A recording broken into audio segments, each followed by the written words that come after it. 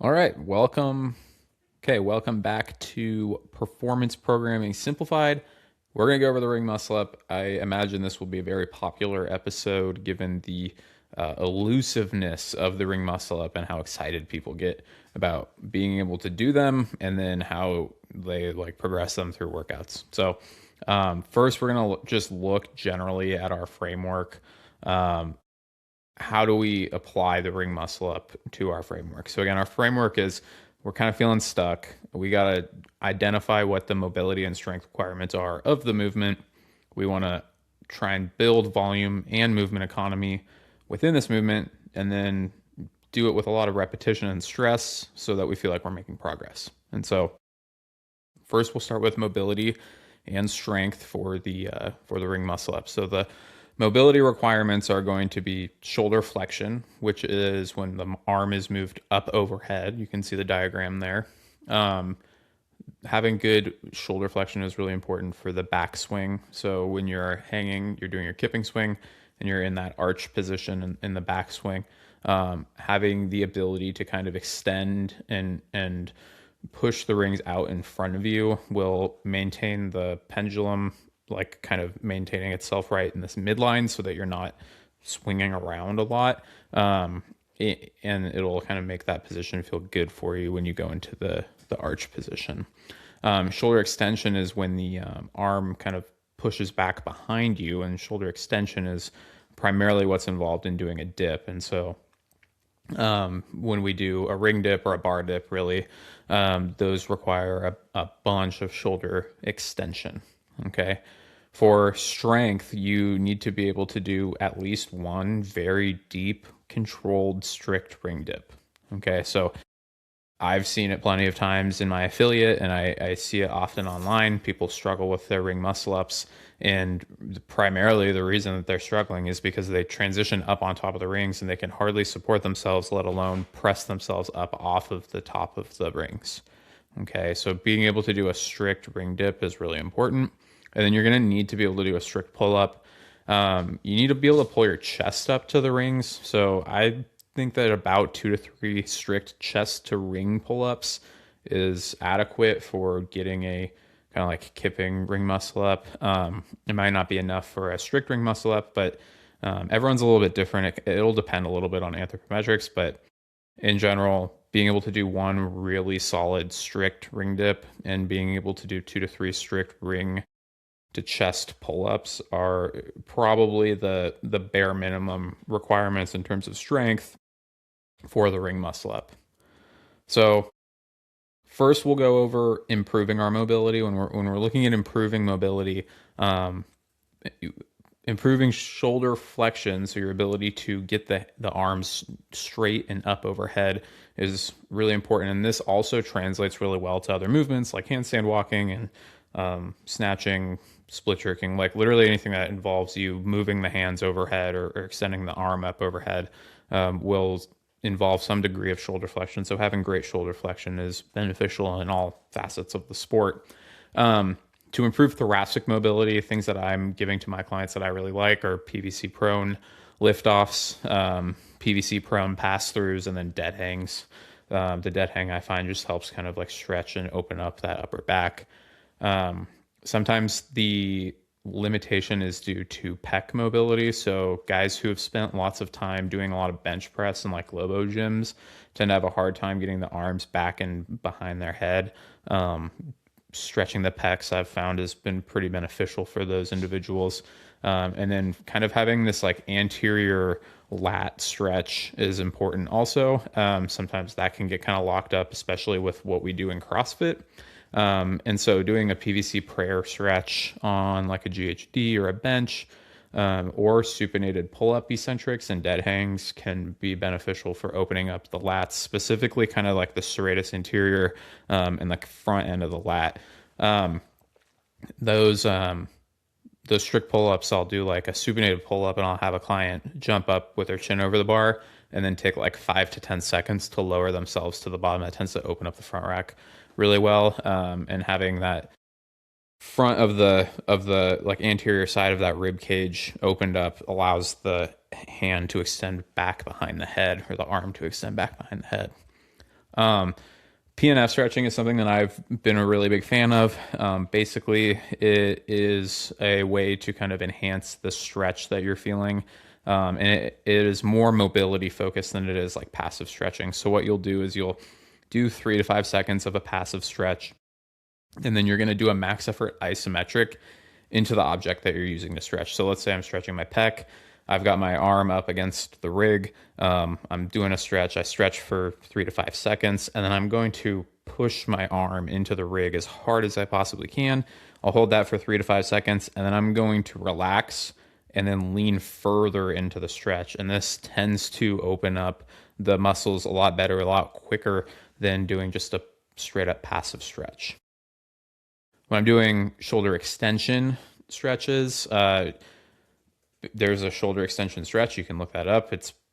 Is exactly what it sounds like. Bottom of ring dips with an assisted hold. So I've had a couple clients try this one where you get into a ring dip on a bar, or you can do it on a straight bar as well, or even on a bench, and lower yourself into the bottom position with some assistance, whether that's from your feet or with bands or something, and you kind of hold yourself on the bottom. It'll tend to help open up the front of the shoulder, the front delt, the pec a little bit. Okay. Active stretches would be like doing tempo parallel bar dips. Reverse planks are a good one. Tempo incline dumbbell bench and curls, deficit push-ups. Those are all things that are really effective if you do them slowly with moderate to low tension, and focus on just taking the joint through the full range of motion, especially the front of the shoulder and the pec. Although it is a exercise that you're completing, it will serve to increase your mobility. And then chest stretch on the rig is another one that will help with shoulder extension also. Okay. You can use PNF stretching on anything that's like a passive stretch, basically. So again, I just left that in there. I like to do PNF stretches for these as well. When we're looking at building up our strength, we'll start with the ring dip. When we look at building the strength in the ring dip, we got to look at what the primary muscle groups are that we're using. That's going to be your pecs, your front delts, and your triceps, specifically the short head of the tricep, more so than the long head of the tricep, although both are used.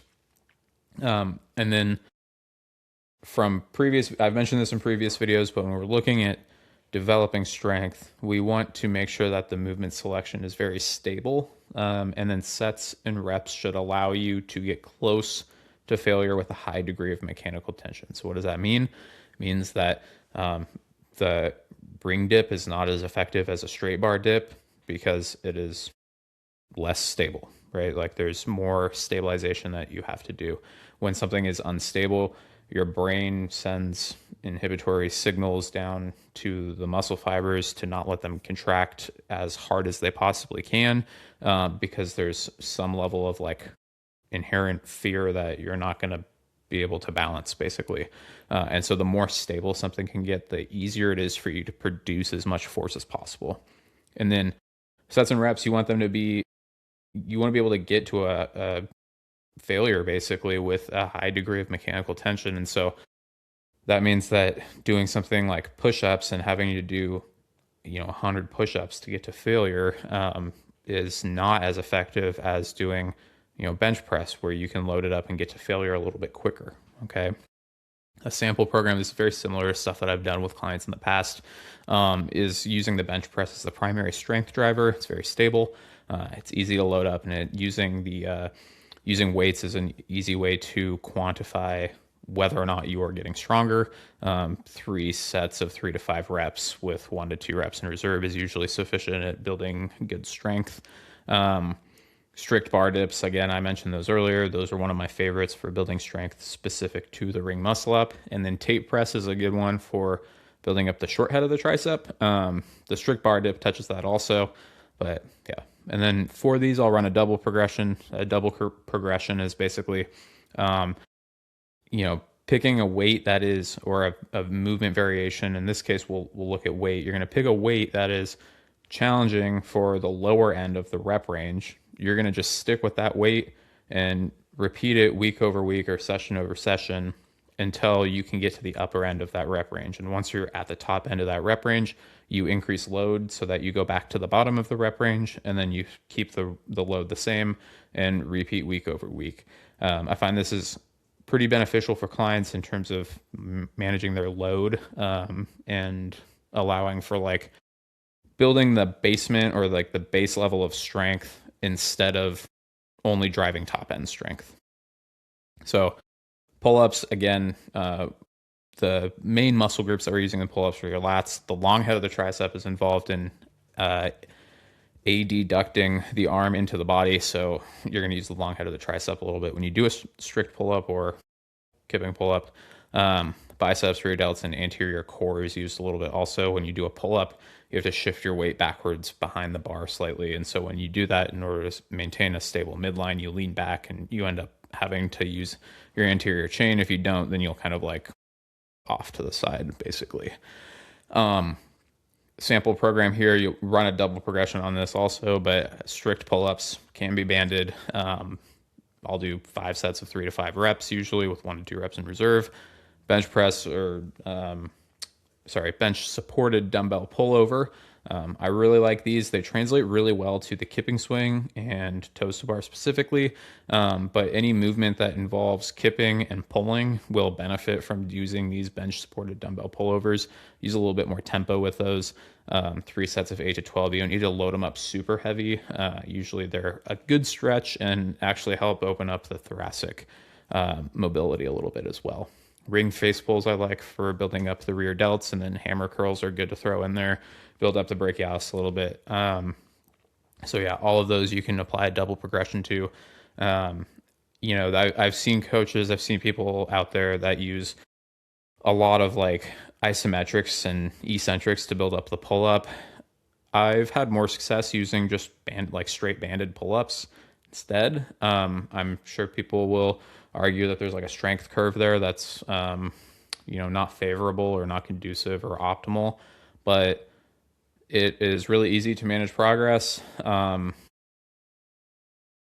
Isometrics don't have an eccentric loading phase, so they don't do a great job of building a significant amount of muscle mass. And for whatever reason, and this is totally anecdotal, I find that having the concentric portion of the pull-up in their progression is really beneficial for translating over to a full strict pull-up. I think that there is some sort of like neural drive component that is missed when the athlete is not required to contract the muscle fibers and they're only relaxing. So I'm not entirely familiar with the science behind that, but in my experience, I've had a lot of success just loading up on strict pull-ups and even banded pull-ups when they're not strong enough, as opposed to using a bunch of isometrics and holds and like overloaded eccentrics. So once you are strong enough and you can successfully do a ring muscle up, then it is time to look at what volume and movement economy can be applied, right? And so for ring muscle ups, you want to be able to do 20 to 40 reps in any given workout. That's kind of the standard number of reps that you're going to see across open workouts, online qualifiers, and even workouts in the CrossFit Games, right? Functional set size varies basically. It's between 4 and 5. Like we've had workouts where you get to pick how many ring muscle ups you do. So it could be as low as 1. But it could be as high as 12 to 15. There's a quarterfinal workout where it was in the form of a chipper. There was just a straight set of 15 ring muscle ups. If you could do those unbroken, you were at a huge advantage, right? So when we target functional set size, I tend to like to have clients feel comfortable with sets of like 8 to 10. Once we get up into that range, they are comfortable and competent with most of the set sizes that are going to be thrown at them. Oftentimes, even if it's just in a set of 15, there's only a couple sets. Athletes are choosing strategically to break anyways. Really 8 to 10, I think, is about as high as you need to go in terms of like hammering set size practice. When we look at building overall volume, the way that I would do it with a ring muscle up is first to just practice. You want to be able to just accumulate a certain number of reps. If we're early on in the stages of your ring muscle up progression, then I might have a client just say, I want you to practice for 10 minutes, try and accumulate 10 to 20 reps. Rest is needed, and you want to minimize the amount of misses that you're having, right? Once they feel comfortable with doing like 10 to 20 reps, then I'll have them do like an EMOM or some timed work. That might be every 45 seconds for 8 rounds. You want to 2 ring muscle ups. You could do an EMOM 10 of 2 to 3 ring muscle ups. And then another way of kind of adding in a little bit of fatigue and progressing this is you could have them continue to just practice, but instead of standing around and resting, they hop on a Concept 2 bike and bike really easy in the time remaining also, right? From there, you can start to pinch down the time constraints and a little bit of the fatigue. And so this would be in the form of long, slow distance stuff. You might do 24 minutes on an echo bike, get 60% effort, and every 4 minutes you want to stop and do 3 to 4 ring muscle ups, right? And as you move across the screen here in terms of your progress, at this point you're probably comfortable doing a little bit more in terms of volume per set. Okay. When I want to build set size, what I'll do is I'll start with practice. And, at this point, let's say they are comfortable doing functional volume. They can tolerate doing 20 to 40 reps in a training session. I might have them do 4 to 5 sets of 4 to 5 reps. I'm telling them I want the set to be at least 4 to 5 reps. Rest 2 to 3 minutes. It could be rest as needed. The focus is on getting larger unbroken sets, not just completing the requisite amount of volume. Right. From here, once they start to feel comfortable, we can move into EMOMs and timed work, or you can do the same thing. You can do easy cardio. It could be like accumulate 30 reps in sets of 6 or more, and anytime that you're resting, I just want you going easy on the bike, right? And then at this point, when we kind of are feeling a little bit more comfortable, maybe with both of those, maybe we're just really comfortable with one of them, we can move over to the long, slow distance stuff, do 15 minutes on the echo bike. And every 5 minutes, do 8 to 12 ring muscle ups. You'll notice it's a little bit shorter than the previous one, but it's because now the set sizes are dense enough that if they successfully do 12 ring muscle ups each time, they do that 3 times, it's 36 ring muscle ups total. That's plenty for a single training session. So now we're kind of in the realm where practice is starting to feel good. And we can kind of do the requisite amount of volume and set sizes for the ring muscle up. And now it's about kind of just transitioning it over into Metcons and making things feel good in the context of mixed work, right? And so I would say that in general, you want to be able to complete both functional volume and set sizes pretty comfortably before you start working on stressing the movement. But for many competitors, if they're somewhere along that spectrum and they've got an online qualifier coming up, they've got a competition coming up, I will kind of fast track them into the repetition and stress just so that they're kind of exposed to how that's going to feel come competition, with the caveat being, hey, we know that we're kind of doing this for the competition, but once things roll back around into training, we're going to regress this back so that we can really focus on getting you to that 8 to 10 rep range, right? Like we know you can do 3 to 4 with some fatigue right now. The eventual goal is 8 to 10. We're going to kind of peak you up for this competition, but once we get back into training, we're going to go back to that kind of more foundational work so that we can get you up to that 8 to 10 rep mark, all right? So when we look at progressing through the levels of like interference that are involved with the ring muscle up, moving from least intense and least fatiguing to most intense and most fatiguing, we have light complementary fatigue. That might be something like do, really easy bike, do a couple air squats, jump up, do some ring muscle ups, and then rest. Okay. This is generally movements that will have no interference with your ability to do ring muscle ups, but they do elicit some sort of general fatigue response, albeit very little. Moderate complementary fatigue would probably be the next most challenging version of stress when we look at doing the ring muscle up.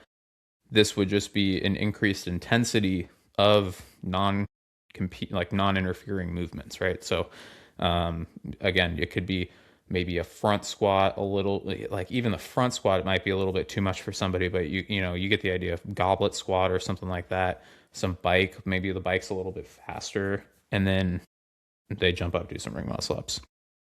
I actually think that density will come next in terms of its fatigue and its intensity. Generally, what happens with density is uh, rep speed slows to the point where it's not as fatiguing. So if you look at the rep speed of a workout like Atalanta versus Mary, I know there's a difference of having a weight vest on, but in general, like the rep speed and the cadence of those reps is going to be much slower when the sets are very dense, and they will be faster, like Cindy or Mary, when the set sizes are small but the volume is maintained, right? And so density will be a little bit less fatiguing.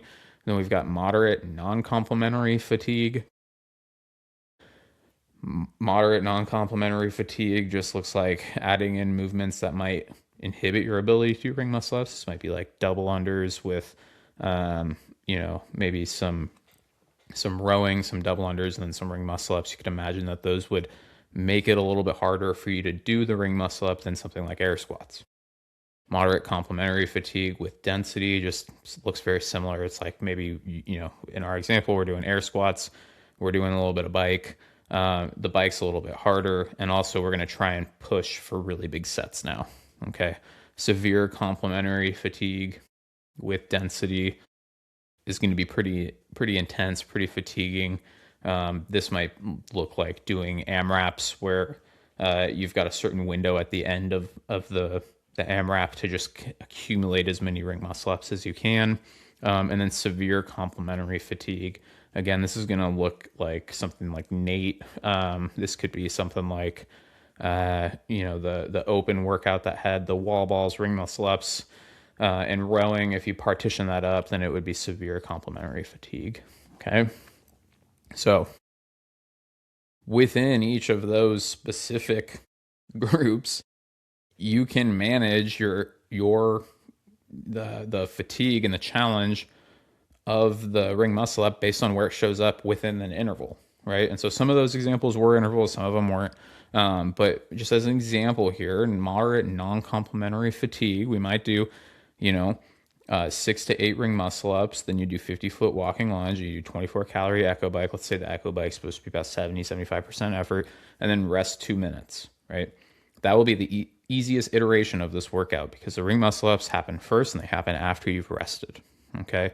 Then we can move the ring muscle ups down through the workout and make it more challenging to the point where at the end, you are doing your ring muscle ups after having done a ton of volume, a ton of fatiguing movements beforehand. That'll make it more difficult. And so you can just take that framework and apply it within each of those different examples to stair step your way up to doing like really intense ring muscle up reps, right? And what this will look like is we'll pick light complementary fatigue, moderate complementary fatigue, one of those things from the right. We'll pick one of those.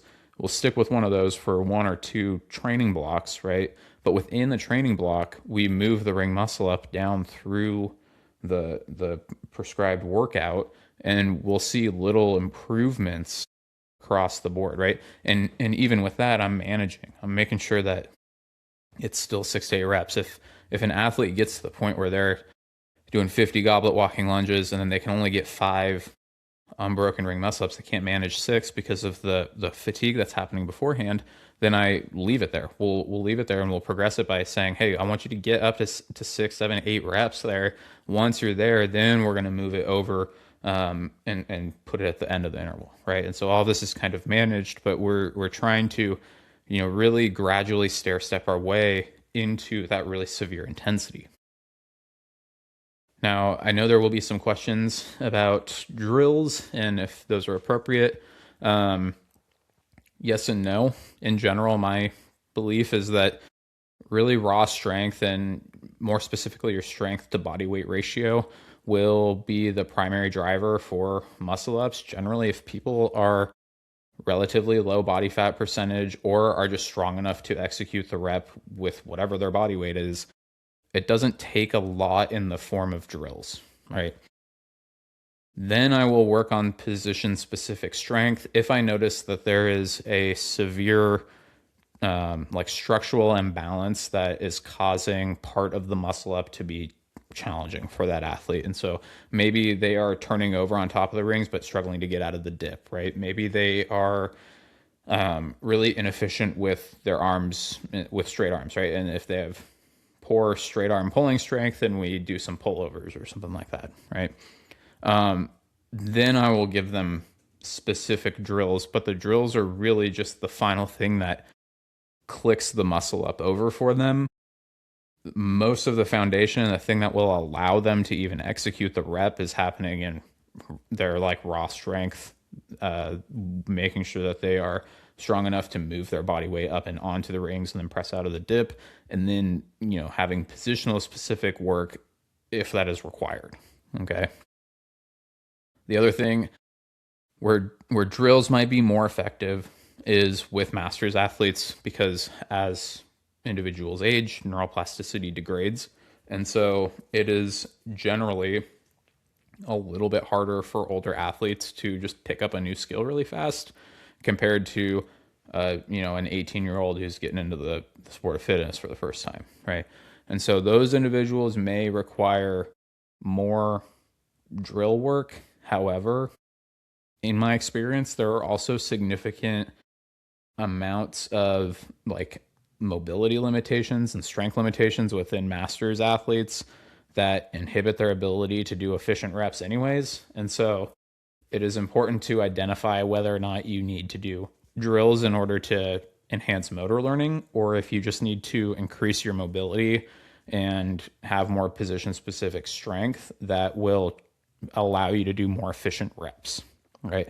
The other thing that I'll mention is that like there are just athletes that are faster learners than others. So some athletes, you can cue them and they will just immediately be able to pick up on the cue and execute the rep, and you can kind of just move on. Other athletes will require drills because it's harder for them to create those, like mind muscle connections and reinforce motor learning. So really it depends, unfortunately, but I would still say that your time is not best spent doing drills if you're not even strong enough to execute the rep, right? And so that's kind of what we want to make sure of is your time is being spent doing things that will push the needle for you. And if you're just not strong enough to do a ring muscle up, then you need to be getting stronger first before you start spending all your time doing drills for something that you will inevitably fail at because you don't have the strength to execute the movement. So that's it for the ring muscle up. Hopefully that was helpful. Message me if you have any questions. Instagram's up on the screen. You can check me out at Spencer Coaches, and then also just feel free to email me if you've got questions or anything. All right. Okay. We'll see you in the next one. It's either going to be handstands or bar muscle up. So we'll see.